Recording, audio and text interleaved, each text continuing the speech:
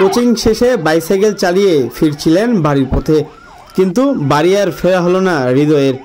ঠাকুরগাঁয়ের রানীশঙ্কেলে গরু বোঝাই একটি ট্রাকে চাপাই মারা গেছেন ওই স্কুল ছাত্র হৃদয় হোসেন, যার বয়স 16 বছর।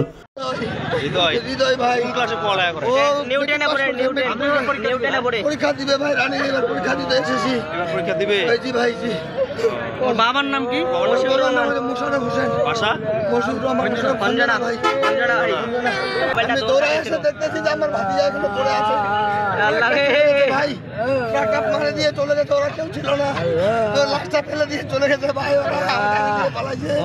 মঙ্গলবার সন্ধ্যা 7:30টার দিকে পৌর শহরের বন্দর বড় ব্রিজ এলাকায় দুর্ঘটনাটি ঘটে।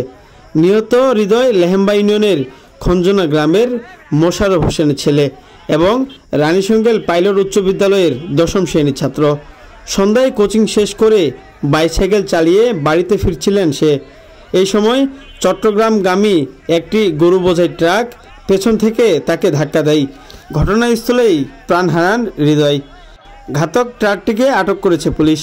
আইনি প্রক্রিয়া শেষে মরদেহ পরিবারের কাছে হস্তান্তর করা হয়েছে।